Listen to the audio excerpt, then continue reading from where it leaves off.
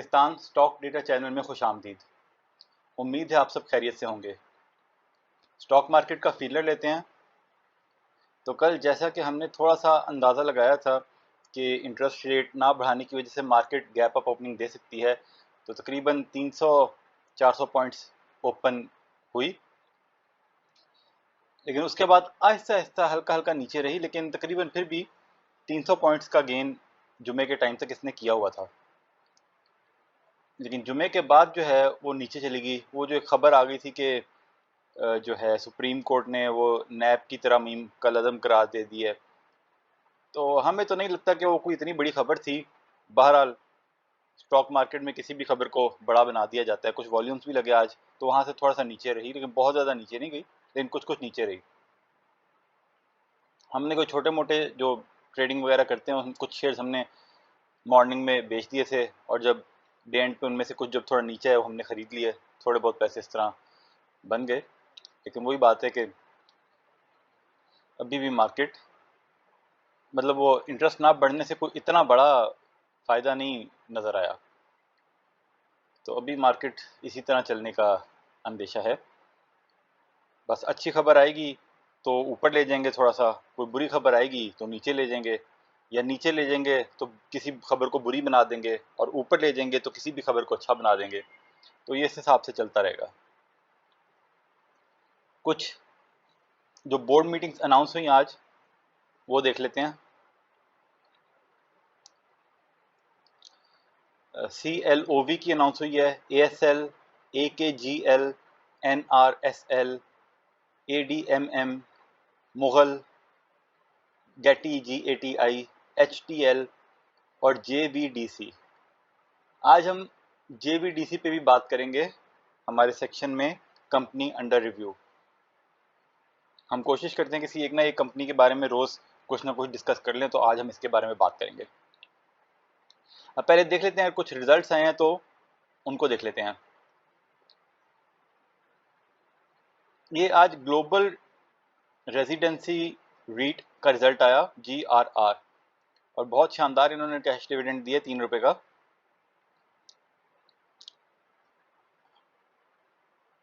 अच्छा, EPS कम हुई है, डिविडेंड ज़्यादा दे दिए, तो ये फिर हम इसको बहुत अच्छा शायद ना कहें, क्योंकि ये वो एक फॉल्स सेंस क्रिएट करना होता है कि भाई हम ज़्यादा देंगे लेकिन फ्यूचर में फिर कम देते हैं। वैसे 14 रुपये 46 पैसे पे था, कोई इतना रेट तो इस हिसाब से काफ़ी कम है। 14 रुपये का शेयर और 3 रुपये दे दे, लेकिन इसकी क्योंकि जो EPS आई है वो थोड़ी कम हुई है, तो अगले साल अगर आपने इसकी कोई असेसमेंट करनी है तो इसका 1.5 से 2 रुपये का डिविडेंड सोच के असेसमेंट कर लें। उस हिसाब से अगर आप लेना चाहते हैं तो नॉट बैड। ये पिछले साल इसका हमारे ख्याल में IPO हुआ था, तो ये शुरू में जो है कोई 9 रुपये के आसपास रहा, लेकिन फिर भी रिसेंटली काफ़ी इसने जंप लिए है, तो प्रॉबेबली शायद अब काफ़ी ऊपर तो आ गया, लेकिन पता कोई नहीं होता। बहरहाल आप इसको देखना चाहें तो देख सकते हैं, बुरा नहीं है। उसके बाद TPL कॉर्प है, इनका तो नेगेटिव का रिजल्ट आया तो खास देखने की ज़रूरत नहीं है। के इलेक्ट्रिक, इनका रिजल्ट भी बुरा ही होगा। पिछले साल पॉजिटिव में थे, इस साल काफ़ी ज़्यादा नेगेटिव हो गया, तो वैसे भी 2-2.5 रुपये का तो है, लेकिन not interested. Good luck industries है, इनका 14 रुपये का EPS आया है। इनका देख लेते हैं कहाँ पे खड़ा है। 1000 का शेयर है माशाल्लाह, और आज 14 रुपये की EPS पे भी ऊपर गया, क्योंकि फ्री फ्लोट 116 माशाल्लाह। यार ये कंपनी रजिस्टर्ड क्यों है स्टॉक मार्केट में, इसको तो जूते मार के निकाल देना चाहिए। अब ऐसी कंपनी का शेयर 1000 पे नहीं होगा तो कहाँ पे होगा कि 116 भी शेयर उसके डायरेक्टर के पास ही होंगे। जी मजाक करते हैं वैसे कई दफ़ा स्टॉक मार्केट में भी। अच्छा जी, निशात चुनिया का आज जो एक्सपेक्टेड था कि इन्होंने जो मीटिंग की थी उसमें डिविडेंड कोई नहीं देना, लोगों ने बिला वजह उसके रूमर्स मार्केट में फैलाए हुए थे, और जैसे ही ये रिजल्ट आया फिर इसको लोड लॉक लगा दिया, और फिर वहां से बाइंग करके ऊपर ले गए, फिर नीचे लेके आए, ऊपर नीचे करते रहे।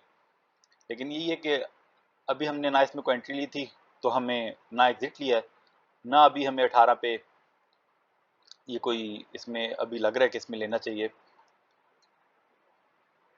तो आप अपना फैसला खुद कर लें। अच्छा, अटक पेट्रोलियम ने अपनी एनुअल जनरल मीटिंग की वो नोटिस दिया है। वो तो कोई इतना इंपॉर्टेंट नहीं होता क्योंकि उसमें तो अकाउंट्स वगैरह अप्रूव ही करने होते हैं, डिविडेंड को वेरीफाई कराना होता है, वैलिडेट कराना होता है शेयर होल्डर से। लेकिन उसमें कई दफ़ा कुछ इजाफी इंफॉर्मेशन आ जाती है जो देखेंगे तो पता लग जाता है।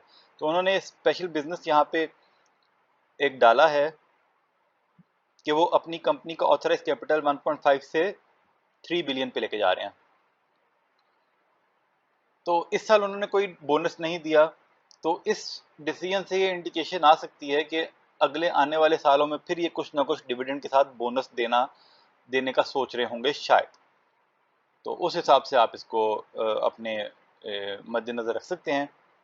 लेकिन इस साल का तो इसका बहुत डिसअपॉइंटिंग डिविडेंड था, और 27 रुपये के डिविडेंड के हिसाब से 300 रुपये की इसकी जो वैल्यू हमारे मुताबिक वो ज़्यादा है। लेकिन अगले साल कोई पता नहीं अच्छा डिविडेंड दे दें।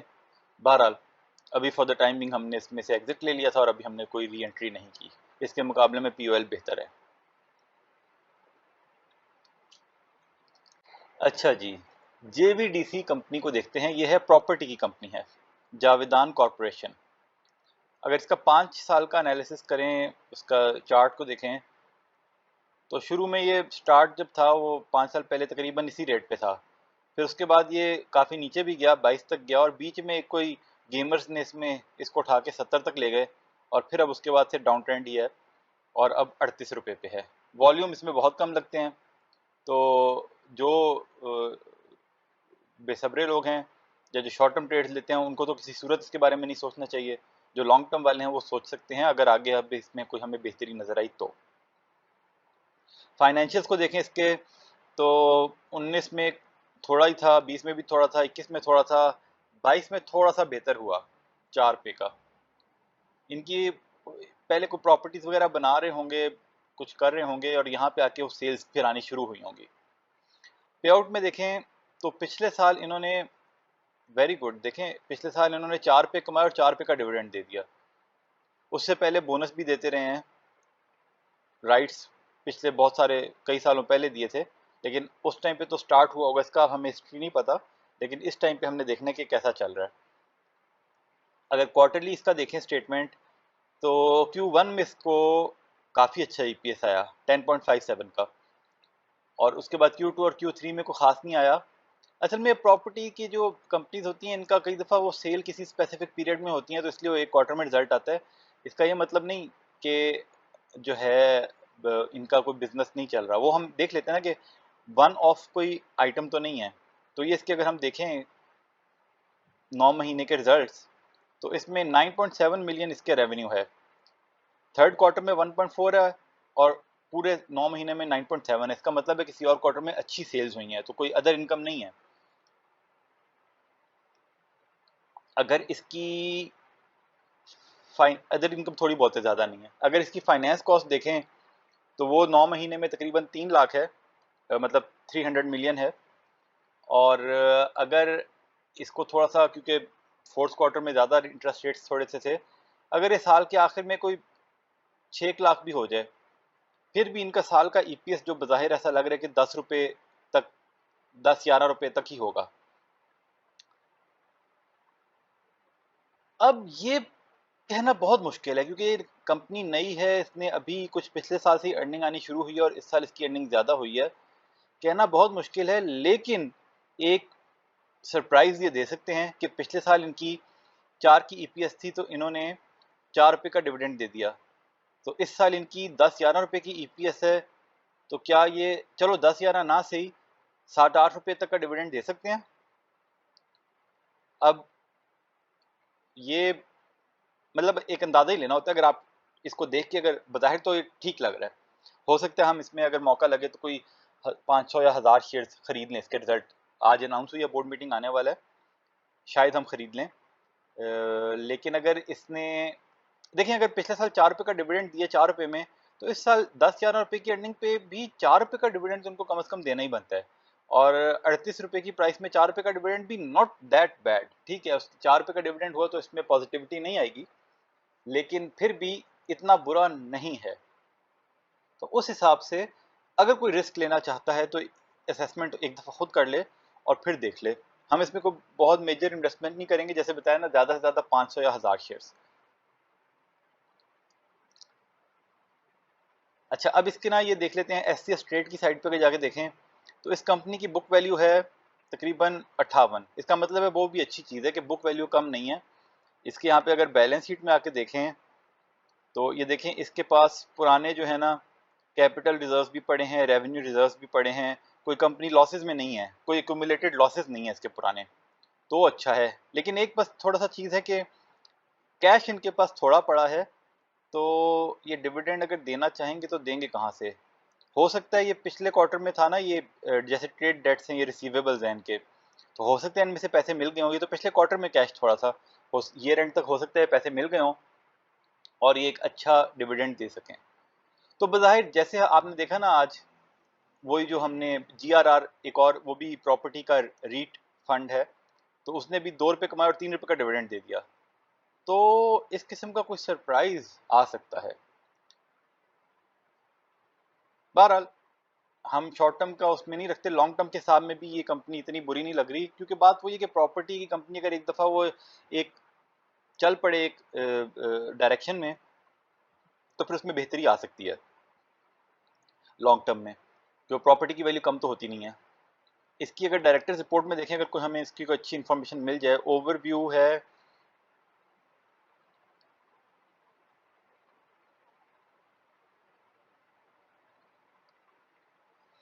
हम डिटेल में नहीं पढ़ रहे क्योंकि लोगों को इतना इंटरेस्ट नहीं होता। बज़ाहिर हम देख रहे हैं कि इसमें कुछ पॉजिटिव महसूस आ रहा है, पॉजिटिव लग रहा है कि नहीं। बज़ाहिर बातें पॉजिटिव रखी हैं कि इनके टावर्स लॉन्च हुए हैं, वो उनसे सेल्स हुई हैं।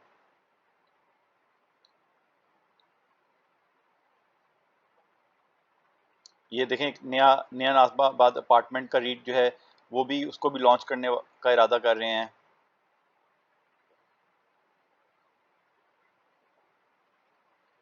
देखें सेल्स पिछले साल के मुकाबले में बहुत बढ़ गई हैं, तो इट्स अ पॉजिटिव साइन। कोई इन्होंने फ्लाईओवर बनाया है तो वो भी उनके स्केड्यूल के मुताबिक चल रहा है, इसका मतलब है स्केड्यूल के मुताबिक बना लेंगे तो पैसे भी मिल जाएंगे।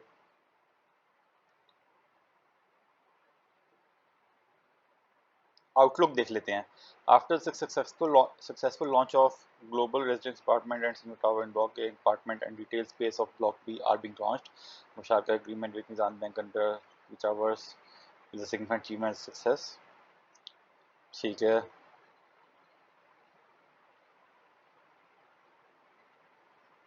तो they are positive about future, outlook भी उनको अच्छा लग रहा है। अब यहाँ पे देखते हैं करंट एसेट्स में ना, लेकिन डेवलपमेंट प्रॉपर्टीज आ रही हैं इनकी 18 बिलियन की। नंबर 9 पे जाके देखते हैं क्या है ये इंपॉर्टेंट है।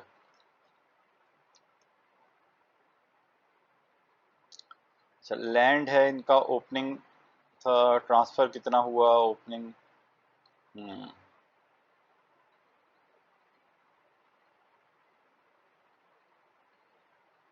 बेसिकली ये जो नई प्रॉपर्टीज बना रहे हैं उनकी डिटेल्स हैं कि 18 बिलियन की उनकी जो हैं प्रॉपर्टीज, वो अभी